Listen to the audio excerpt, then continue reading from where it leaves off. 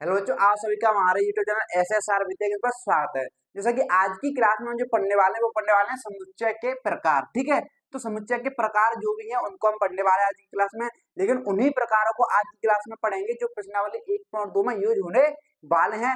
बाकी जो प्रकार हैं जैसे 1.3 में कुछ प्रकार आएंगे उनको उसकी क्लास में देखेंगे और बाकी कुछ प्रश्नावली में आगे आएंगे। तो जिस प्रकार प्रश्नावली बढ़ती जाएगी उसी प्रकार प्रकार भी चलते चलेंगे साथ में।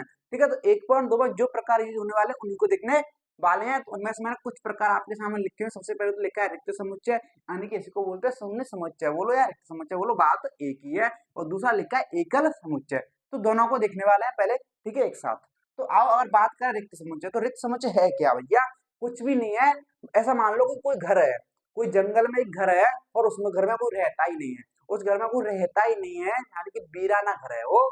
तो अगर उस घर में कोई नहीं रहता है तो वो घर एक क्या कहलाएगा? रिक्त समुच्चय कहलाएगा। यानी कि ऐसा समुच्चय जिसका कोई सदस्य ना हो, यानी कि उस घर में कोई सदस्य ही नहीं है, कोई सदस्य सदस्य ना हो, कोई सदस्य ना हो, यानी कोई अव्यय यानी कोई तत्व ना हो, उसको बोलते हैं रिक्त समुच्चय। जैसे कि ये समुच्चय मैंने आपके सामने लिखा, अब इस समुच्चय में आपको कोई सदस्य लिखा दिख रहा है?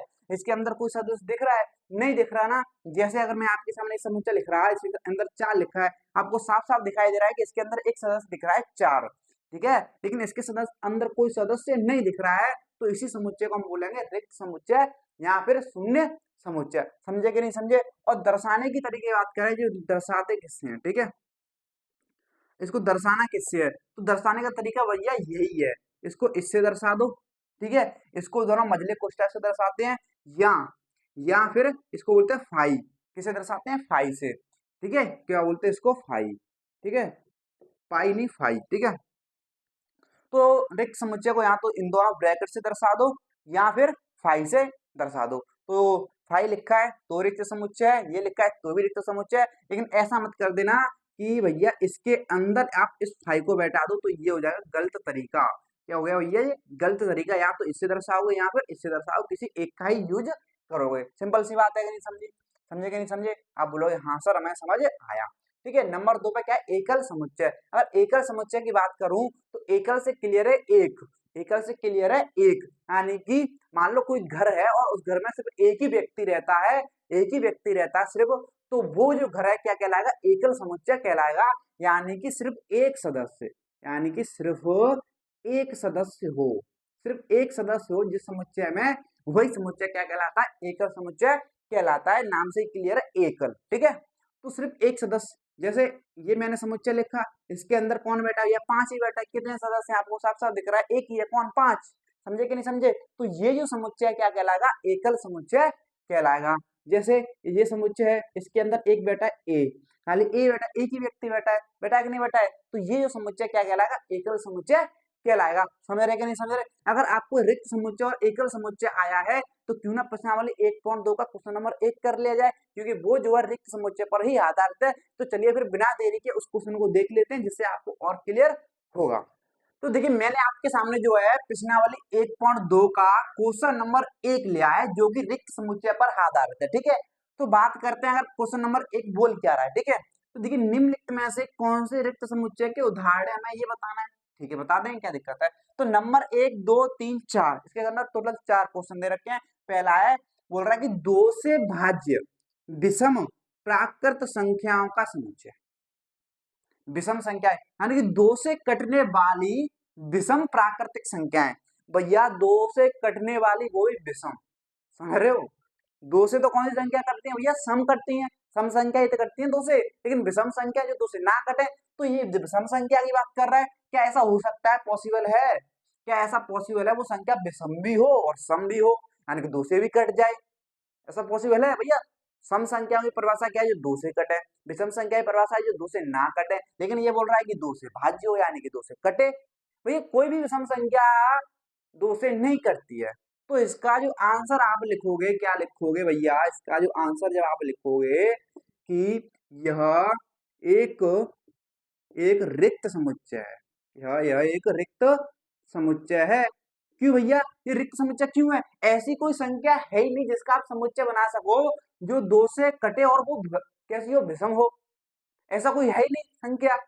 जब ऐसी कोई संख्या ही नहीं है तो समुच्चय के अंदर लिखोगे क्या? कुछ भी नहीं लिख पाओगे ना। क्या हो गया? रिक्त हो गया।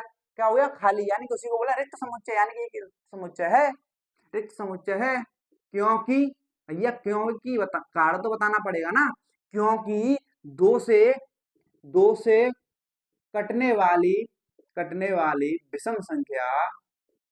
विषम संख्या कोई नहीं है, कोई नहीं है। तो दो से कटने वाली कोई विषम संख्या है ही नहीं। समझे कि नहीं समझे? इसी प्रकार क्वेश्चन नंबर 2 को देखा जाए तो बोल रहा है कि सम अभाज्य संख्याओं का समुच्चय।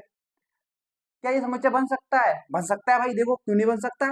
देखो, तो अभाज्य संख्या की बात कर रहे हैं। और अभाज्य संख्या कौन कौन सी होती है? तो सबसे छोटी भाज्य संख्या 2 होती है, उसके बाद कौन सी आती है? 3, उसके बाद 5, उसके बाद 7, इस तरीके से चलती रहती है अनंत तक। ठीक है, तो उसने बोला है कि सम, वो भी सम हो, वो भी कैसी हो? अभाज्य। तो एक ही ऐसी संख्या है जो अभाज्य है और सम भी है। वो कौन सी है भैया? 2। ये कैसी है? सम भी है और अभाज्य भी है कि नहीं है? तो सिर्फ इसके अंदर एक ही सदस्य आ सकता है, 2। अब इसके अंदर अगर एक सदस्य आ गया तो फिर रिक्त कैसे हुआ? जब इसके अंदर एक सदस्य आ गया तो ये रिक्त कैसे हुआ? इसका मतलब ये रिक्त नहीं है। तो समवाय संख्या का समुच्चय यानी कि 2 आ गया तो ये तो रिक्त नहीं है भैया, रिक्त नहीं है। तो इसको ये रिक्त समुच्चय है ही नहीं। समझे कि नहीं समझे? इसलिए आप बोल सकते हो ये आ गया हमारा 2।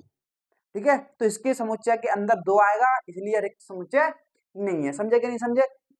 सिर्फ एक ही सदस्य आ रहा है तो उसको आप एकल समुच्चय जरूर बोल सकते हो। ठीक है, इतनी सी बात क्लियर है? आप बोलो सर हाँ क्लियर है। अगर थर्ड की बात की जाए तो बोल रहा है कि x एक प्राकृतिक संख्या है।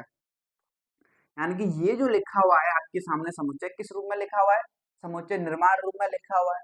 इसको सेट बिल्डर रूप में आप बदल सकते हो आसानी से। ठीक है, देखो, अगर आप इसको सेट बिल्डर समुच्चय निर्माण रूप में, अगर आप इसको रोस्टर रूप में लिखना चाहोगे, किसमें लिखना चाहोगे? रोस्टर रूप में लिखना चाहो तो कैसे लिखेंगे? तो बोल रहा है कि x एक प्राकृतिक संख्या है। x जो है, x यानी क्या है? इसके सदस्य, यानी कि समुच्चय के सदस्य। x जो है 5 से, देखो 5 से छोटा है, समझना ध्यान से। x जो है 5 से छोटा है, ठीक है, और x जो है 7 से बड़ा भी है। क्या ऐसा पॉसिबल है भैया? ये बोल रहा है कि x जो है 5 से छोटा है। अब 5 से छोटी संख्या कौन सी आएंगी? 4, 3, 2। वही प्राकृतिक संख्या की बात कर रहा है तो सिर्फ एक तक लेंगे ना, एक से लेकर प्राकृतिक संख्या स्टार्ट होती है। अब बोल रहा है साथ ही x जो है 7 से बड़ा है, और ये बोल रहा है ये x जो है 7 से बड़ा भी है भैया। देखो, यहाँ पे बोला जा रहा है कि x जो 5 से छोटा है, यानी कि ये संख्या हो सकती है, और साथ में बोल रहा है कि x जो है 7 से बड़ा है। 7 से बड़ा का मतलब इसके आगे की संख्या जो है अनंत संख्या वो सब आएंगी। क्या ऐसा पॉसिबल है? क्या ऐसा पॉसिबल है? क्या ऐसा पॉसिबल है? बताओ। x की बात की जा रही है, x जो है 5 से छोटा भी हो जाए और 5 से बड़ा भी हो जाए। कैसा हो सकता है? नहीं हो सकता ना भाई, नहीं हो सकता। इसलिए ये समुच्चय क्या कहलाएगा? इसके अंदर कोई सदस्य नहीं आएगा, इसलिए क्या कहलाएगा? एक रिक्त समुच्चय कहलाएगा। समझ रहे कि नहीं समझ रहे? आप बोलोगे हाँ सर समझ रहे। तो एक संख्या ना तो संख्या छोटी हो सकती है ना ही बड़ी हो सकती है। समझे कि नहीं समझे? ठीक है, अब यहाँ पे अगर इसकी बात की जाए तो बोल रहा है कि बाई किन्हीं भी दो समांतर रेखाओं का उभयनिष्ठ बिंदु है।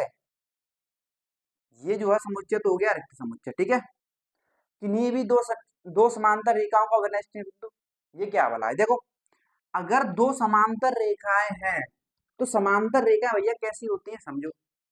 ये जो रेखा है और ये जो रेखा है दोनों कैसी रेखा है? समांतर रेखा। तो समांतर रेखाएं तो कोई मिलती ही नहीं है भाई। ये रेल की पटरी है, दोनों कैसी हैं? समांतर है। क्या रेल की पटरी कहीं पे जाके ऐसे मिल जाएंगी? नहीं ना। तो ये मिल ही नहीं रही है तो भैया इनका उभयनिष्ठ बिंदु आएगा कहाँ से? उभयनिष्ठ बिंदु आएगा ही कहाँ से? तो आप बोल सकते हो कि समांतर रेखाएं रेखाएं कहीं नहीं मिलती, कहीं भी कहीं भी नहीं मिलती, मिलती हैं, यानी कोई भी उभयनिष्ठ बिंदु नहीं है। इसलिए इसलिए यह रिक्त समुच्चय, इसलिए यह रिक्त समुच्चय है। ठीक है, तो इस तरीके से हमें करना है। ठीक है, समझे कि नहीं समझे? तो इस तरीके से हम क्वेश्चन को हल करना है। तो आई थिंक आपको इसमें कोई डाउट नहीं है। क्वेश्चन नंबर 1 हमने कर लिया फिनिश। तो अब इसके बाद देखते हैं अगला प्रकार। तो बिना देरी के फिर चलते हैं। तो देखिए अब जो देखने वाले हैं अगला प्रकार क्या है। तो अगला प्रकार है परिमित समुच्चय और अपरिमित समुच्चय देखने वाले हैं। ठीक है, तो परिमित समुच्चय की बात कर रहे हैं तो परिमित समुच्चय जो होता है इसको आप निश्चित समुच्चय भी बोल सकते हो। क्या बोल सकते हो? निश्चित समुच्चय भी बोल सकते हो। ठीक है, यानी कि जिसमें सदस्यों की संख्या निश्चित हो, यानी कि आप सदस्यों को गिन सको, यानी कि सदस्य सदस्य सदस्य गिन सकें ऐसे समुच्चय को हम क्या बोलते हैं? परिमित समुच्चय बोलते हैं। ठीक है, तो अगर मैं आपके सामने लिखूं एक समुच्चय बोलता हूं, देखो प्रथम प्रथम प्रथम 10 प्राकृतिक संख्याओं का समुच्चय, प्रथम 10 प्राकृत संख्याओं का समुच्चय। ठीक है, का समुच्चय ये मैंने आपके सामने लिखा। तो प्रथम 10 प्राकृतिक संख्याओं का समुच्चय जब आप बनाओगे भैया तो कौन सी संख्या आएंगी? आप बोलोगे पहले प्राकृतिक संख्या की बात कर रहा है तो 1 से शुरू होंगी और पहली 10 तो 3 4 5 6 7 8, ठीक है, 9 और 10। तो प्रथम प्राकृतिक 10 संख्याएं तो यही होंगी ना, यही होंगी। तो आप आसानी से गिन के बता सकते हो कि इसके अंदर कितने सदस्य हैं? 10 सदस्य हैं। तो ये जो समुच्चय कहलाएगा कैसा कहलाएगा? परिमित समुच्चय कहलाएगा। समझे कि नहीं समझे? जिसके अंदर सदस्यों की संख्या एक निश्चित संख्या में हो, जिनको आप आसानी से गिन सको, वही कहलाते हैं परिमित समुच्चय। जैसे एक समुच्चय मैंने लिखा आपके सामने ये, ठीक है, इसके अंदर लिखा मैंने ए ई आई ओ यू। तो इसके अंदर कितने सदस्य हैं बताओ? किस 1 2 3 4 5 गिन लिया आपने, तो कैसा समुच्चय? परिमित समुच्चय। समझे कि नहीं समझे? तो ऐसे समुच्चयों को हम क्या बोलते हैं? परिमित समुच्चय बोलते हैं। अब बात करें अपरिमित की, तो अपरिमित को आप बोल सकते हो अनिश्चित भी बोल सकते हो। क्या बोल सकते हो? अनिश्चित समुच्चय भी बोल सकते हो। तो जिसमें सदस्य ना गिन सके, सदस्य ना गिने जा सके, ना गिने जा सके, तो इसका क्या मतलब है? आओ देखते हैं। तो मैंने आपसे बोला कि प्राकृतिक संख्याओं का समुच्चय लिखो, प्राकृत संख्याओं का समुच्चय, प्राकृत संख्याओं का समुच्चय। तो जब आप प्राकृतिक संख्याओं का समुच्चय लिखोगे तो ये आप प्राकृतिक संख्याओं का समुच्चय लिखो, कहां से स्टार्ट करोगे? 1 से, फिर 2 3 4 5 6 7 8 9, ऐसे ऐसे लिखते जाओगे लिखते जाओगे लिखते जाओगे लिखते जाओगे लिखते जाओगे, कभी खत्म नहीं होने वाली। तो इसने सिर्फ इतना बोला है कि प्राकृतिक संख्याओं का समुच्चय, इसने ये बोला है कि कहां तक लिखनी है, नहीं बोलना। और प्राकृतिक संख्या तो भैया 1 से लेकर अनंत तक होती है, और अनंत तक की संख्या जब आप लिखोगे तो संख्याएं तो खत्म नहीं होंगी, लेकिन आपकी सांसें जरूर खत्म हो जाएंगी लिखते लिखते। समझ रहे कि नहीं समझ रहे? तो इसलिए ये हमारी अपरिमित होंगी भैया। क्यों? इसमें साफ साफ बोला है कि 10 प्राकृतिक संख्या लेनी है, लेकिन इसमें तो बोला ही नहीं कि कितनी लेनी है। तो जब इसको लिखोगे तो ये तो अनंत तक जाएंगी। जब ऐसी संख्याओं को लिखते हैं तो जब अनंत को तक जाती हैं तो वहां पे लगाते हैं 3 बिंदी और इसको कर देंगे बंद। क्या लगाएंगे? 3 बिंदी और इसको कर देंगे बंद। तो ये 3 बिंदियां क्या दर्शा रही हैं? ये दर्शा रही हैं कि ये समुच्चय जो है सिर्फ 7 तक नहीं रुका है, इसके बाद भी संख्याएं आएंगी इसमें, इसके बाद भी सदस्य जो है वो भी इसमें आ गए। इसका मतलब ये है। तो यही समुच्चय क्या कहलाएगा? अपरिमित समुच्चय कहलाएगा, क्योंकि आप इसके अंदर सदस्य गिन ही नहीं सकते। आप बोलोगे सर 7 तक तो 7 हो गए, लेकिन डॉट डॉट बिंदी भी तो लगी है, उसका मतलब क्या है कि अनंत तक जा रहा है ये समुच्चय, कहां तक जा रहा है? अनंत तक। तब अनंत संख्या गिन सकते हो क्या? कितनी होंगी? नहीं पता कर सकते ना। इसलिए ये जो समुच्चय अपरिमित समुच्चय है जिसके अंदर अंत में 3 बिंदियां लगी है। ठीक है, समझे कि नहीं समझे? तो इसी प्रकार से ये परिमित समुच्चय होता है, ये अपरिमित समुच्चय होता है। तो हमने परिमित समझा और अपरिमित समुच्चय को समझा कि नहीं समझा?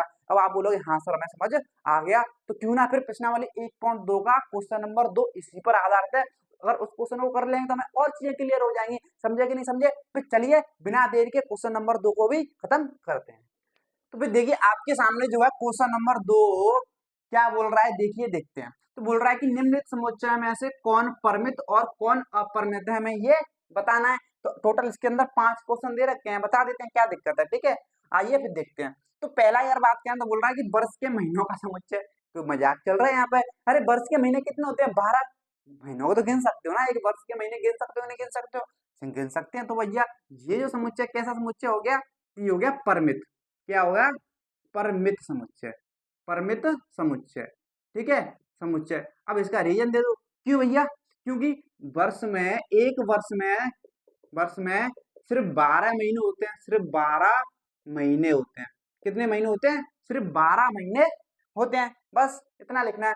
और इसकी बात करें क्वेश्चन नंबर सेकंड की, तो आप बोलोगे तो बस ये समुच्चय जो है देखो 1 2 3 और फिर आगे लगाए 3 बिंदियां यानी कि डॉट डॉट, तो 1 से लेकर 3 तक लिखी है, फिर डॉट डॉट लगाने का क्या मतलब है कि अनंत तक जा रही है। और ये कौन सी संख्या 1 से स्टार्ट हो रही है? 1 2 3 ऐसे कहां तक जा रही है? अनंत तक जा रही है। यानी कि ये जो समुच्चय है प्राकृतिक संख्याओं का समुच्चय है। यानी कि आप बोल सकते हो कि ये जो समुच्चय क्या है? अपरिमित है। क्या है? अपरिमित समुच्चय है भैया। क्यों? क्योंकि अनंत तक संख्या जा रही है। जब अनंत तक संख्या जा रही है तो आप गिन ही नहीं सकते ना। जब गिन नहीं सकते तो वो कैसा समुच्चय कहलाएगा? अपरिमित समुच्चय कहलाएगा। क्यों? क्योंकि क्योंकि भैया प्राकृतिक संख्याओं का समुच्चय है, प्राकृतिक संख्याओं का समुच्चय, प्राकृतिक संख्याओं का समुच्चय है। समझे कि नहीं? समुच्चय समुच्चय है। समझ आया इतनी बात? आई क्या नहीं आई? आप बोले सर हाँ समझ आया। ठीक है, अगर थर्ड की बात करें तो बोल रहा है 1 2 3 डॉट डॉट डॉट 99 100। ठीक है, क्या यहाँ पे 100 के बाद आपको ऐसे 3 बिंदियां दिखाई दे रही है लास्ट में? जैसे यहाँ पे लास्ट में, क्या यहाँ पे लास्ट में दिखाई दे रही है? नहीं ना, यहाँ पे तो बीच में। अब बीच में लगने का मतलब ये होता है कि बीच की संख्याएं गायब कर दी हैं सिर्फ। यानी कि 1 से लेकर 100 तक की संख्या इसमें लिखी हुई है, उसमें सिर्फ बीच की ही संख्याएं गायब कर दी हैं। ठीक है, बीच की संख्या यानी कि 4 5 6 7 8 9 कहाँ तक? 99 तक की संख्या गायब कर दी है। और बता फिर 99 लिखा है 100 लिखा है, यानी कि अंतिम संख्या 100 ही है। आप गिन सकते हो आसानी से इनको। ठीक है, तो बीच में लगाओ तो घबराने की जरूरत नहीं है भैया, वहां से बस संख्या गायब कर दी है, लेकिन है वहां पे। ठीक है, और अंत में लगाओ इसका मतलब अनंत तक जा रही है। ठीक है, समझे कि नहीं समझे? तो यहाँ पे 1 से 100 तक की संख्या है सिर्फ। तो आप बोलोगे तो ये कैसा हो गया? निश्चित गिन सकते हो ना, तो ये हो गया परमित। कैसा हो गया? परिमित समुच्चय। तो क्यों भैया? 1 से 100 तक की प्राकृतिक संख्या ही तो लिखी है, तक की तक प्राकृतिक संख्या ही तो लिखी है यहाँ पे, और क्या लिखा है बताओ? लिखा है कि नहीं लिखा है? तो बस यही रीजन देना है, और क्या देना है। समझे कि नहीं समझे? और इसकी बात करें फोर्थ की, तो बोला है कि 100 से बड़े धन पूर्णांकों का समुच्चय। 100 से बड़े, 100 से बड़े समझ रहे हो? देखो, तो 100 से बड़े जब आप लिखोगे भैया, क्या आएगा? 101 आएगा, फिर 102 आएगा, फिर 103 आएगा, फिर 104 आएगा। अब इसने ये बोला है कि कहाँ तक लेना है? 100 से बड़े तो लेने हैं जैसे हम ले रहे हैं, लेकिन कहाँ तक लेना है ये तो नहीं बोला। इसका मतलब लिखते जाओ लिखते जाओ लिखते जाओ, कहाँ तक लिखते जाओ? अनंत तक लिखते जाओ। कहाँ तक लिखते जाओ? अनंत तक। तो ये समुच्चय कैसा हो गया बताओ? ये समुच्चय हो गया अपरिमित हो गया ना। फिर अपरिमित हो गया तो भैया अनंत संख्या हो जाएंगी ऐसे 100 से बड़ी, तो धनपूर्णांक, धनपूर्णांक जो है 100 से बड़े तो अनंत हो जाएंगे ना। इसलिए ये कैसा हो गया? अपरिमित हो गया। कैसा हो गया? अपरिमित। क्यों भैया? कि 100 से बड़े बड़े धन पूर्णांक, पूर्णांक अनंत हैं, यानी कि अनगिनत हैं। अनगिनत, अनगिनत हैं।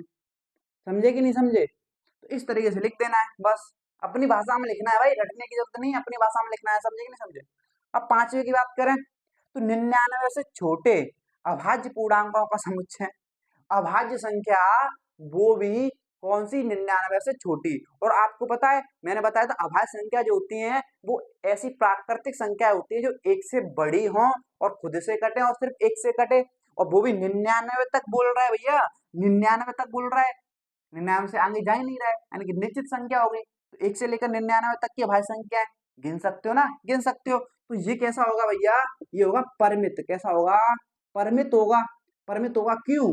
क्यों भैया? 1 से लेकर 99 से छोटी अभाज्य संख्या कौन सी होंगी? तो आप लिख सकते हो ना 2 3 5 7 11 13, इस तरीके से कहां तक जाएंगी पता है? ये 97 तक। तो 99 से पहले जो अभाज्य संख्या होती है वो थी 97। तो इस तरीके से आप लिख सकते हो कि ये परिमित है। क्यों भैया? इसमें 2 से लेकर 97 तक की ही संख्याएं आएंगी, तो अपनी भाषा में आसानी से आप लिख सकते हो। बताओ, कोई कठिन है भैया? नहीं है ना, आसान है। पहचान सकते हो कि कौन परिमित होगा कौन अपरिमित होगा। अगर इतनी बात क्लियर है तो इसी पर परिमित और अपरिमित पर जो है क्वेश्चन नंबर 3 भी आधारित है। फिर क्वेश्चन नंबर 3 को भी लगे हाथ देख ही लेते हैं। ठीक है, तो देखिए अब आपके सामने जो दे रखा है क्वेश्चन नंबर 3। अगर क्वेश्चन नंबर 3 की बात करें तो बोल क्या रहा है? तो बोल रहा है कि निम्नलिखित समुच्चयों में से प्रत्येक के लिए बताइए कि कौन परिमित है और कौन अपरिमित है। हमें ये बताना है कौन परिमित है और कौन अपरिमित है। बता दें, क्या दिक्कत है? देखो, अगर बात करें पहले की तो बोल रहा है कि एक्स अक्ष के समांतर रेखाओं का समुच्चय, यानी कि ये जो होता है हमारा एक्स अक्ष होता है, और ये जो होता है हमारा वाई अक्ष होता है, ये एक्स अक्ष है और ये वाई अक्ष है, ठीक है। तो एक्स अक्ष के समांतर यानी कि इसके समांतर आप कितनी भी रेखा ऊपर खींचो, आप कितनी भी खींच सकते हो भैया, क्योंकि ये कोई रेखा है ना, ये तो रेखा तो अनंत तक जाती है, ये तो वाई अक्ष का अनंत तक जा रहा है, तो आप एक्स अक्ष के समांतर भैया अनंत रेखा खींच सकते हो, ऐसे यहाँ पे भी अनंत रेखा खींच सकते हो, नीचे की तरफ भी। तो एक्स अक्ष के ऊपर और एक्स अक्ष के नीचे भी आप अनंत रेखा खींच सकते हो, नहीं खींच सकते हो, बस इसके अंदर आपको यही लिखना है कि एक्स अक्ष के समांतर ऊपर नीचे, एक्स अक्ष से ऊपर और एक्स अक्ष से नीचे हम अनंत रेखाएं खींच सकते हैं। इसलिए ये समुच्चय क्या है, एक परिमित नहीं अपरिमित हो जाएगा, अनंत समुच्चय अनंत खींच रहे हैं ना, इसलिए ये कैसा समुच्चय है, अपरिमित, ध्यान रखना कैसा है, अपरिमित, क्योंकि अनंत रेखा खींच सकते हो आप, समझे कि नहीं समझे, क्लियर है कि नहीं क्लियर है, आप बोलो सर हाँ मैम इतनी सी बात क्लियर है, ठीक है। तो आप अनंत रेखा खींच सकते हो।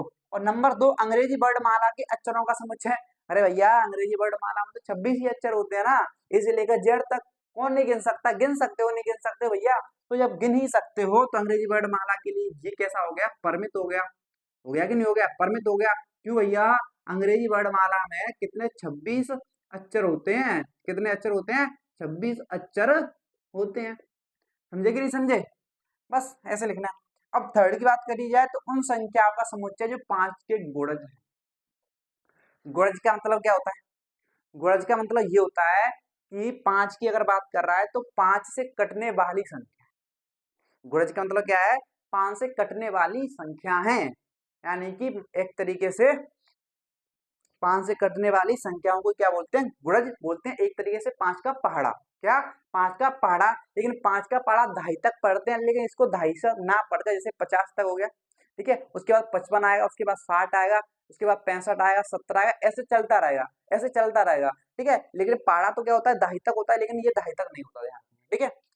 अब देखो, तो 5 के गुणज की बात कर रहा है, तो अगर 5 के गुणज का सेट बनाओगे, इसका समुच्चय बनाओगे, तो 5 से सबसे पहले कटने वाली सबसे छोटी 5 ही है, फिर 5 से कौन सी कटती है, फिर 10 कटती है, फिर 15 कटती है, फिर 20 कटती है, फिर 25 कटती है, और इस तरीके से करते करते भैया ये अनंत संख्याएं जो है 5 से कटेंगी कि नहीं कटेंगी, आप बोलोगे कटेंगी भैया, 5 से जो है अनंत संख्या कटेंगी, सिर्फ 50 तक थोड़ी कटेगी, 55 भी कटेगी, 65 भी कटेगी, 5 से कटने वाली संख्या कितनी है भैया, अनंत है, अनंत संख्याएं हैं जो 5 से कटने वाली हैं, तो ये कैसा समुच्चय होगा भैया, अपरिमित होगा, कैसा होगा, अपरिमित समुच्चय होगा, होगा कि नहीं होगा, गिन ही नहीं सकते आप सदस्यों को, क्योंकि अनंत संख्या 5 से कटने वाली, समझे कि नहीं समझे। अगर बात किया इसकी, तो पृथ्वी पर रहने वाले जानवरों का समुच्चय, तो पृथ्वी पर जितने भी जानवर हैं उनका समुच्चय कैसा होगा बताओ, परिमित होगा कि अपरिमित होगा, बताओ। तो भैया इसका जो आंसर है पता है क्या है, इसका जो आंसर है, सिंपल सा आंसर है परिमित, यानी कि परिमित होगा, परिमित यानी कि आप जो है जानवरों को गिन सकते हो, भैया आप जब इंसानों को गिन सकते हो कि पृथ्वी पर कितने इंसान हैं, तो क्या आप जानवरों को नहीं गिन सकते, अरे भैया पता है गिनने में बहुत बड़ी संख्या है, कि आप गिनते गिनते थक जाओगे, लेकिन गिन तो सकते हो ना, एक पृथ्वी पर जो जानवर है वो एक निश्चित संख्या में है कि नहीं है ना, तो इसलिए कैसा होगा ये, परिमित होगा, समझे कि नहीं समझे। और इसकी बात करें तो मूल बिंदु 0,0 से होकर जाने वाले वृत्तों का समुच्चय, देखिए समझिए, तो ये होता है हमारा एक्स अक्ष, वाई अक्ष, और ये होता है हमारा एक्स अक्ष, क्या होता है एक्स अक्ष, और जहाँ पे एक्स अक्ष और वाई अक्ष कट करते हैं वहां पे होता है मूल बिंदु, यानी कि ये होता है मूल बिंदु, क्या है ये, मूल बिंदु, होता है कि नहीं होता है।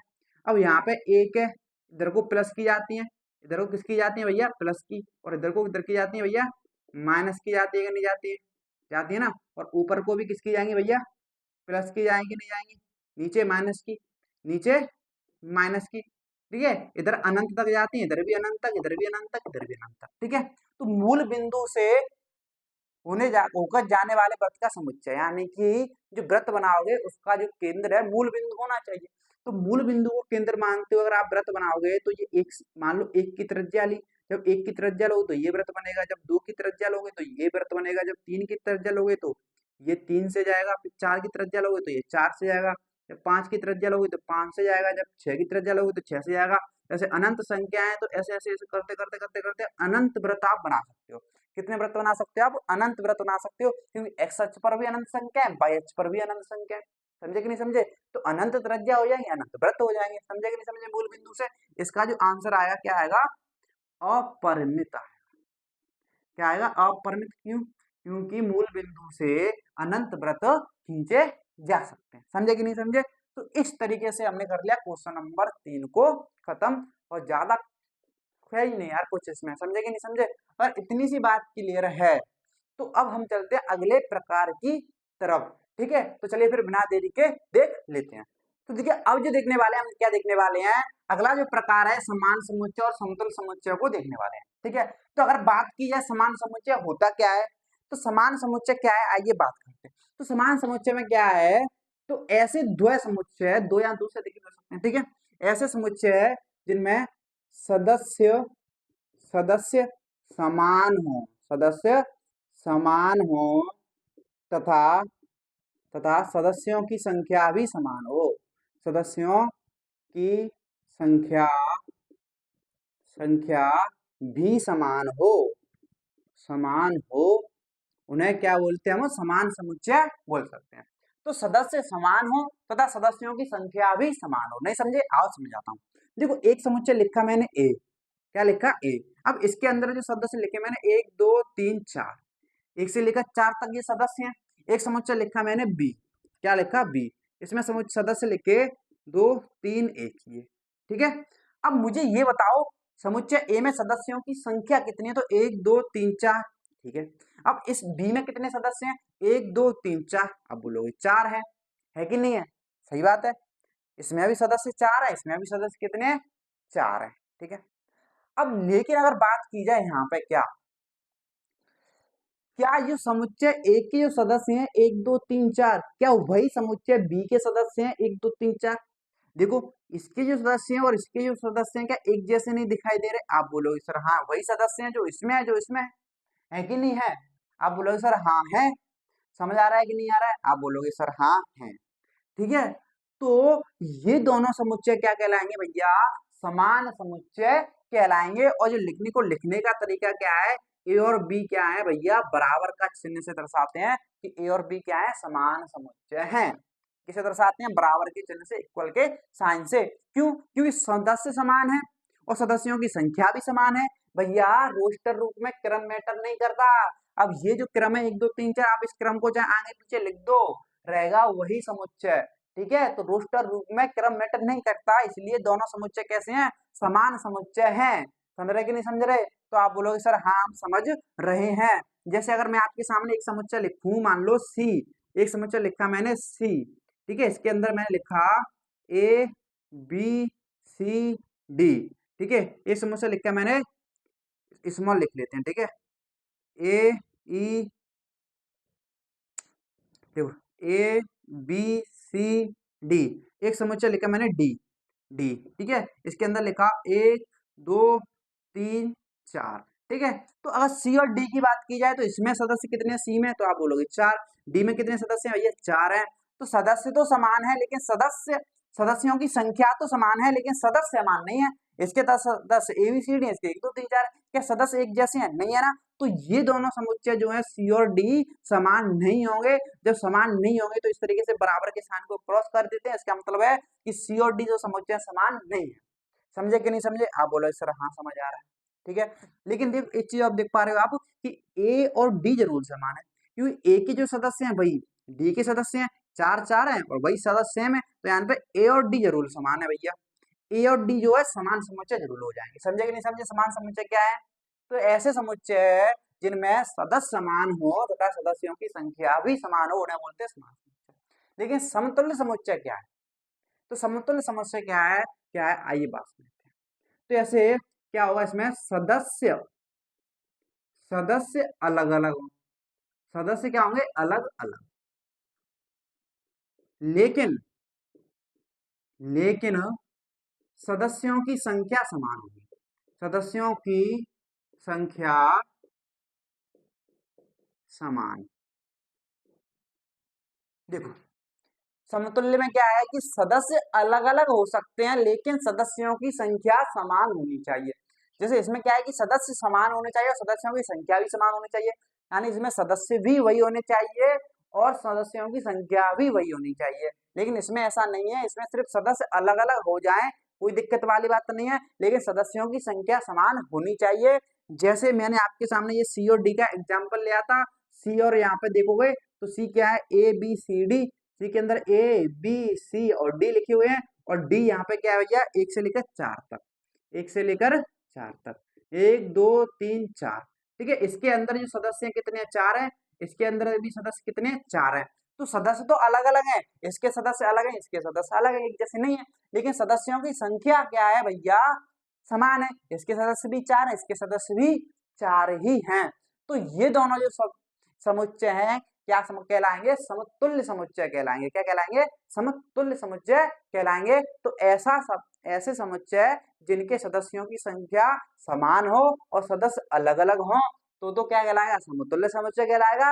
अगर सदस्यों की संख्या भी समान हो और सदस्य भी समान हो तो समान समुच्चय कहलाएंगे। समझे कि नहीं समझे? तो बस इतना आपको समझना है, समान समुच्चय और समतुल्य समुच्चय अगर आपको समझ आ गया है तो क्यों ना प्रिंट पे क्वेश्चन भी कर लिया जाए। तो लगे हाथ, चलिए फिर देखते हैं क्वेश्चन नंबर प्रश्नावली का 4 को भी देख लेते हैं।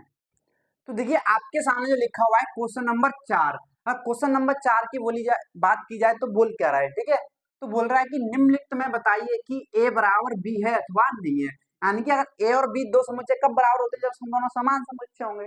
ठीक है, कब बराबर होंगे, जब दोनों वे समान समुच्चय होंगे, यानी कि सदस्यों की संख्या भी समान होगी और सदस्य भी समान होंगे, जब तो दोनों बराबर हो सकते हैं। समझे कि नहीं समझे? तो अगर बात की है पहले की, तो पहले में a समुच्चय दे रखा है a b c d और इसका b दे रखा है d c b a।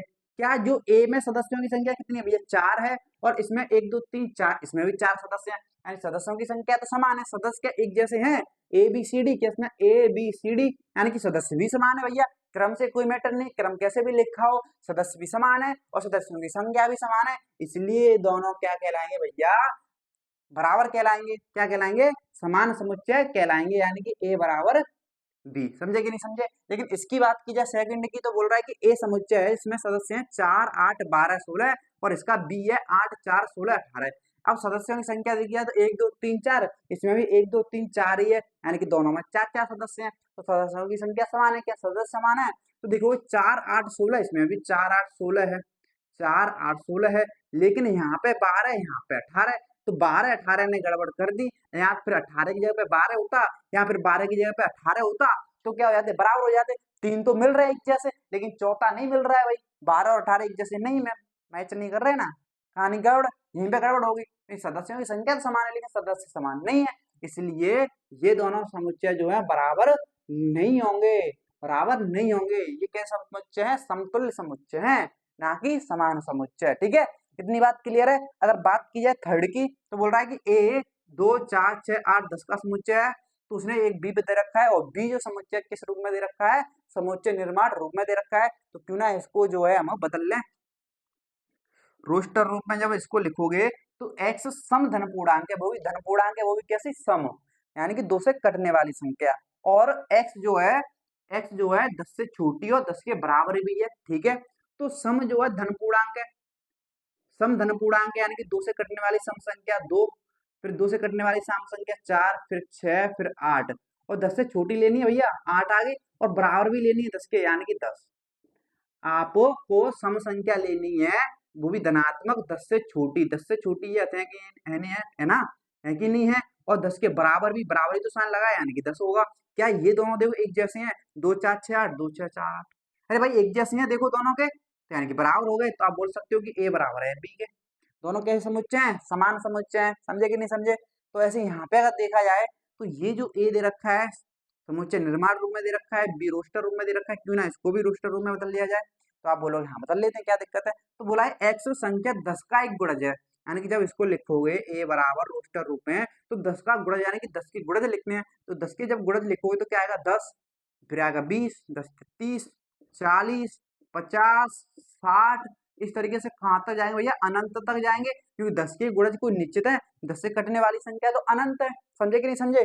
तो ये 10 के क्या हो गए, गुणज हो गए। अब देखो क्या इसके सदस्य और इसके सदस्य एक जैसे हैं, देखो 10 20 30, 10 20 30, और यहाँ पे 15 है, 15 तो इनमें आ ही नहीं सकता, 15 तो समुच्चय ए में आ ही नहीं सकता, क्योंकि 10 से कटेगा ही नहीं, जब कटेगा ही नहीं तो दोनों के सदस्य समान कैसे होंगे भैया, दोनों के सदस्य समान कैसे होंगे, तो इसलिए यहाँ पे ए बराबर नहीं है बी के, तो ये दोनों समुच्चय क्या है, बस समान नहीं है। समझे कि नहीं समझे, तो इस तरीके से क्वेश्चन को हमें हल करना है, इसमें ज्यादा कुछ है नहीं। समझे कि नहीं समझे, और इतनी बात क्लियर है तो अब हम चलते हैं क्वेश्चन नंबर 5 की तरफ। देखिए अब आपके सामने रखा है क्वेश्चन नंबर 5, ठीक है। और क्वेश्चन नंबर 5 की बात करें तो बोल रहा है कि क्या निम्नलिखित समुच्चय युग्म समान है, यानी कि ये जो हमें दे रखे हैं क्या ये जैसे ए और बी दोनों समुच्चय समान है, ये हमें बताना है कार्ड सहित, ठीक है। जैसे यहाँ पे ए और बी क्या समुच्चय समान है, हमें ये बताना है, तो देख लेते हैं। अगर पहले की बात करें तो पहला तो हमें दे रखा है रोस्टर रूप में, ठीक है, कोई दिक्कत वाली बात नहीं है, 2 3 है इसके सदस्य, लेकिन बी दे रखा है ये समुच्चय निर्माण रूप में, तो इसको रोस्टर रूप में बदलना पड़ेगा पहले। तो जब आप बदलोगे तो हमें इसमें दे रखा है एक्स जो है समीकरण x square plus 5x plus 6 बराबर 0 का एक हल है, यानी कि इसके जो सदस्य हैं इसके जो हल आएगा वो है, ठीक है।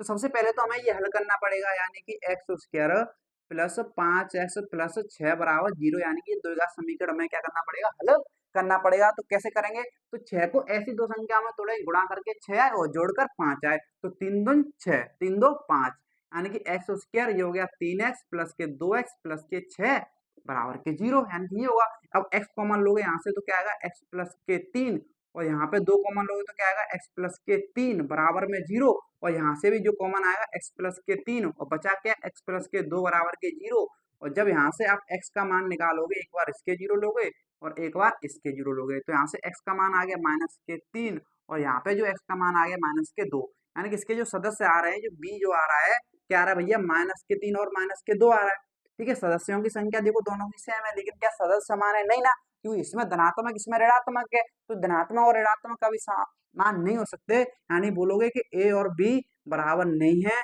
क्यों, क्योंकि ए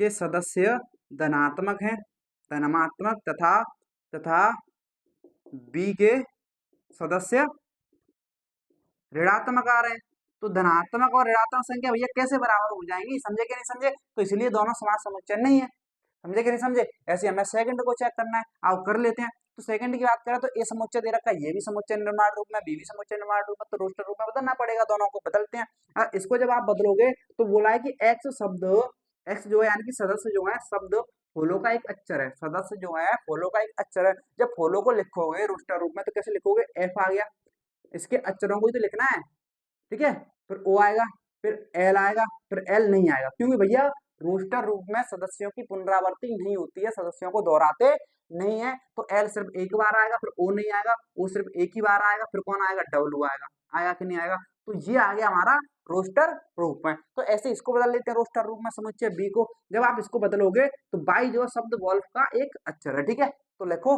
तो जब इसको लिखोगे तो वॉल्फ के लिखोगे तो पहले डब्ल्यू आएगा, फिर ओ आएगा, फिर एल आएगा, फिर एफ आएगा, तो ये लिखा जाएगा क्योंकि कोई तो रिपीटेशन हो ही नहीं रहा है उसमें, तो ये आ गया।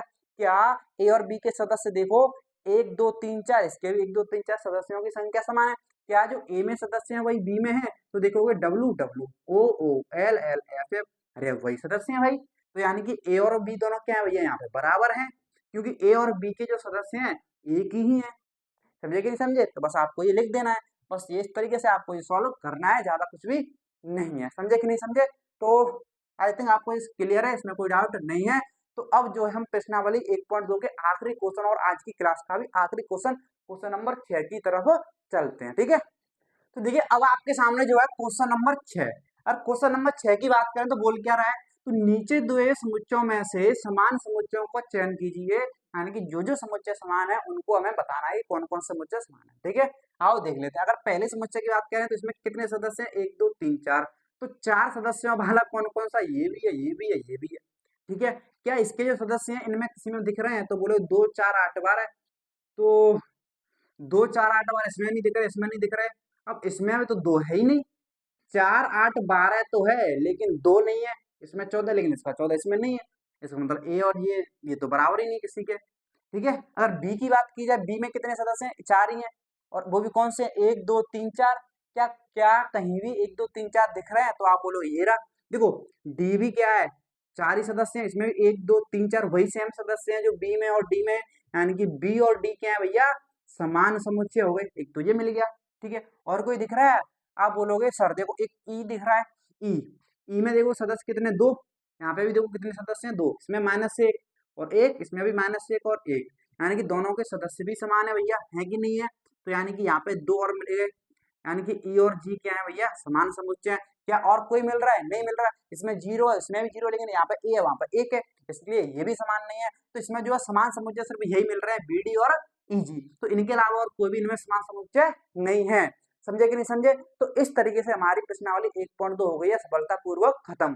ठीक है, तो आप बताइए, आपको क्लास कमेंट में करके बताइए कैसी लगी। ठीक है, अगर आपको क्लास पसंद आई तो लाइक कर दो और अपने दोस्तों के साथ भी शेयर कर दो ताकि उनको भी हेल्प मिल सके। अगर आप चैनल पर नए हो तो चैनल को सब्सक्राइब भी कर लीजिए। तो चलिए फिर मिलते हैं अगली क्लास में, आज के लिए इतना ही, धन्यवाद।